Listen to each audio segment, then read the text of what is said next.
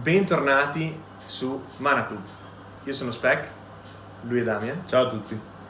Il 2020 sta arrivando e bisogna guardare al 2019 quali sono le carte migliori stampate per Commander. Faremo un'analisi dei vari colori partendo dal bianco e vedremo una bella top 10. Top 10 del colore più bistrattato di Commander. Sì, e quest'anno ha avuto la sua redenzione. Uomo sigla.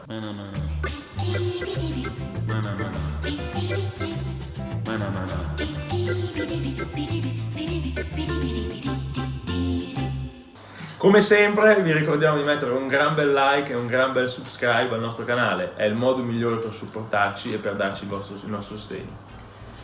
Adesso torniamo alla fase principale del video e iniziamo con la numero 10 e abbiamo messo in 10ª posizione Defining Silence, che è un incantesimo che entra uno bianco e dice che ogni giocatore non può giocare più di una carta non creature ogni turno.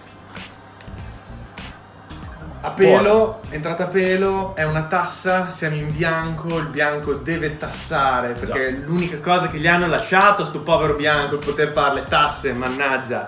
E è una tassa piccolina, però giusto un po' le situazioni, multi bella, in 1v1 assolutamente. Molto economica. Molto economica perché entrando a uno fa la sua bella figura. E non creature direi che c'è davvero tanta roba. Abbastanza innovativo direi. Sì, abbastanza sì, ci sta come tassa proprio anche da inizio partita. Sì, metti le cose in chiaro, vuoi dire? No, ma anche perché ti blocca nel senso non è che puoi fare tante cose, a parte i mazzi aggro che ti giocano pam, sì. droppa 1, droppa 2, droppa 3. Esatto, ovvio, lì non è il massimo. Però dici, ok, va bene, io dopo bratto è giusto, siamo in bianco.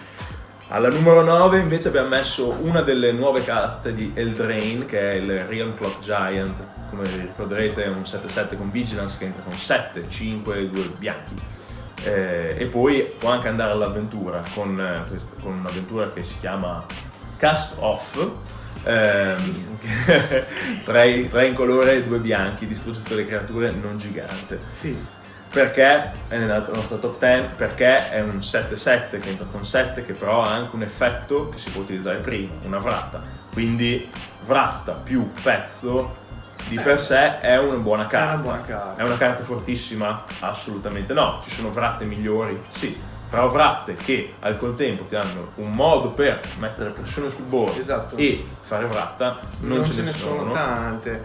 C'è da dire anche che il fatto di fare prima vratta non gigante, vabbè, ci sarà la volta che c'è un cangiante o quello che è, vabbè, e poter giocare comunque dopo la creatura ti dà anche quel, ok, usi più mana, però puoi gestire la faccenda in un modo e poi appunto, come hai detto, tattica è la parola giusta, perché alla fine puoi scegliere cosa fare.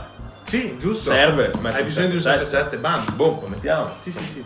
Metti che non dovevi fare la vratta perché ti serviva solo un body grosso. Fa le sue scelte. All'8ª posizione abbiamo Tide Taker, che è un 2-1 umano che entra uno qualsiasi, uno bianco. Dice: durante il tuo turno le magie e le abilità giocate dai tuoi avversari costano uno in più, abilità non di mana ovviamente. Poi ha Afterlife, esatto. 1. Quindi quando muore metti un pedino uno volante bianco-nero. Sì.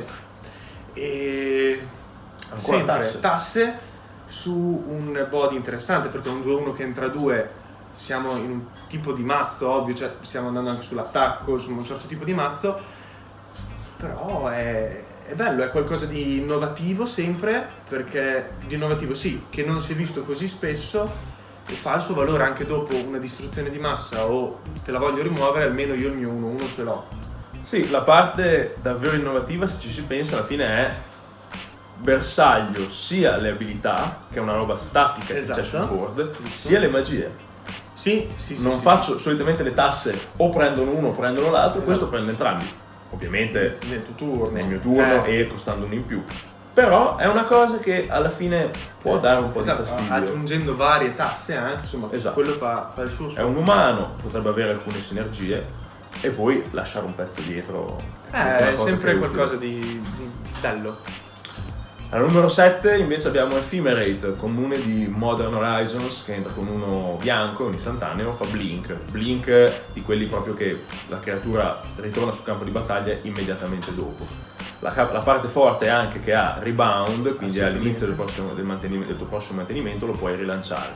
Perché questa carta è nella top 7? Perché è un Blink che si può utilizzare 2 volte e quindi si può utilizzare anche per fare alcune sinergie molto interessanti, ad esempio con lo spell, come si chiama? La carta che cerca di Battlebond, il tutore che cerca una carta 2 o meno. Spell Seeker, no? Spell Seeker. Il concetto è quello, perlomeno. Spell Seeker.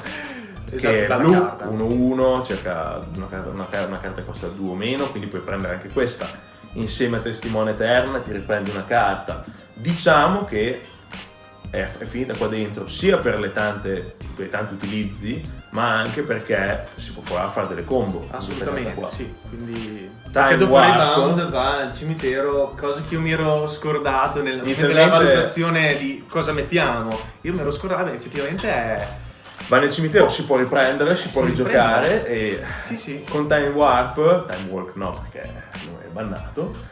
Con Time Warp puoi fare anche una combo infinita, nel senso che ricominci sempre a rifare la stessa cosa. Ti blinchi Testimone Eterna che riprende Time Warp, poi dopo insomma sei sempre lì.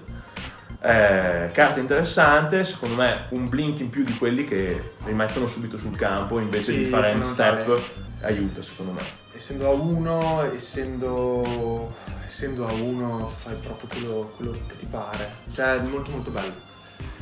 Posizione numero 6 abbiamo Winds of Abandon, che è una stregoneria che entra uno qualsiasi, uno bianco, e dice molto semplicemente esilia una creatura bersaglio che non controlli, e ha Overload, è la prima volta che lo vediamo su una carta bianca, un Overload a 4 qualsiasi e 2 bianchi, che ovviamente togli target, metti each come concetto, quindi esilia ogni creatura che non controlli.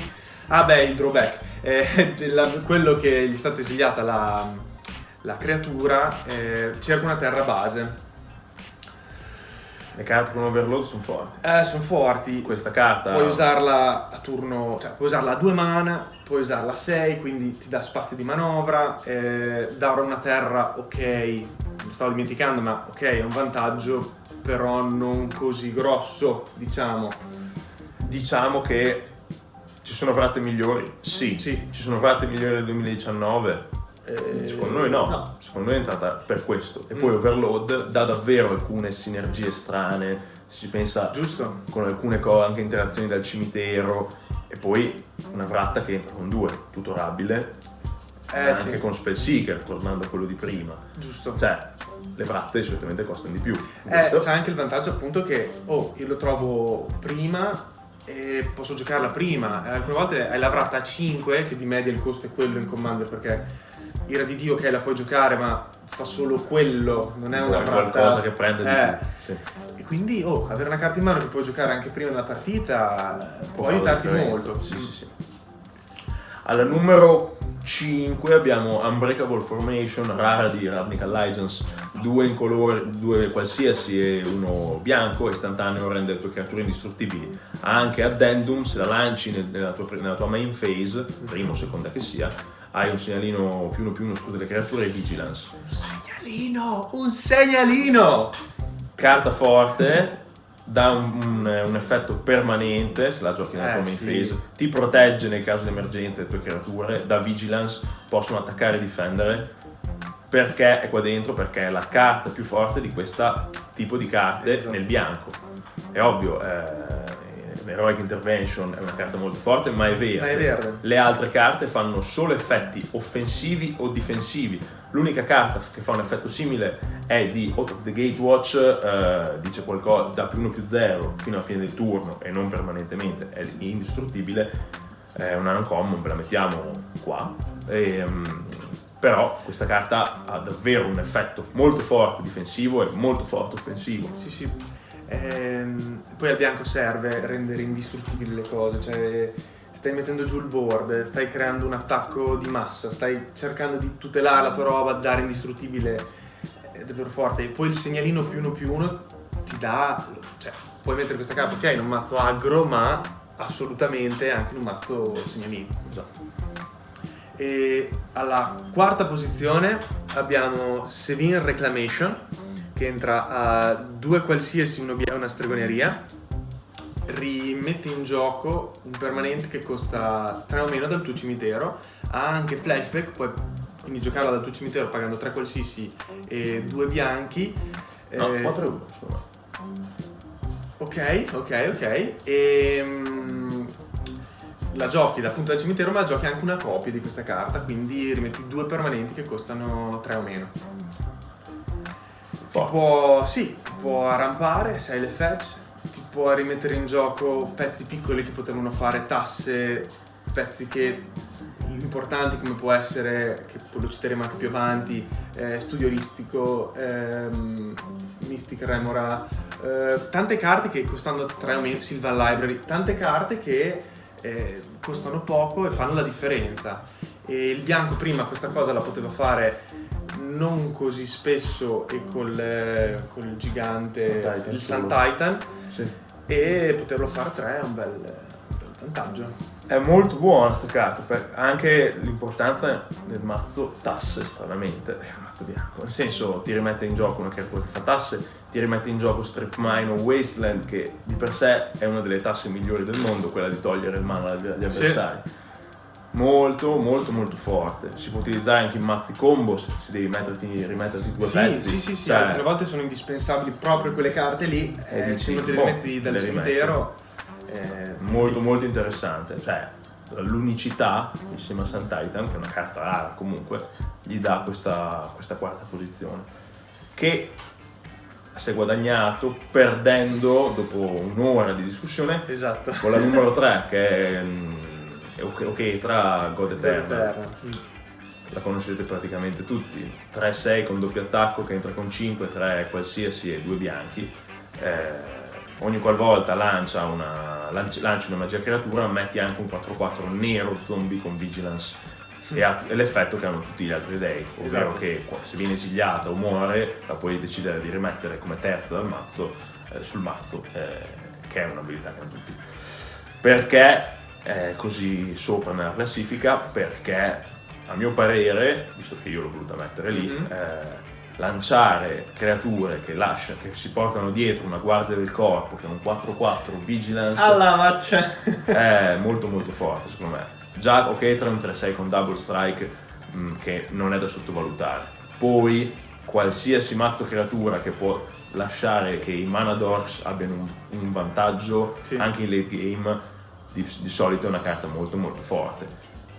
È interessante anche il fatto che siano neri. Perché quando magari ci sono quelle carte un po' ogni tanto utilizzate che magari prendono carte dello stesso colore, quindi sballa un attimo i conti. Diciamo che il fatto che uno può e poi lanci la magia, non è che quando entra anche i counter fanno meno effetto, insomma carta che prima non c'era. Esatto, quello è il punto. Se Sevin Reclamation avesse avuto qualcosina, se non ci fosse stato nulla, sarebbe probabilmente stata terza al posto di questa. Questa fa un effetto che prima non c'era. Sì, in cast è proprio quello che il fatto che sia in cast per me che ha dato il terzo posto assolutamente.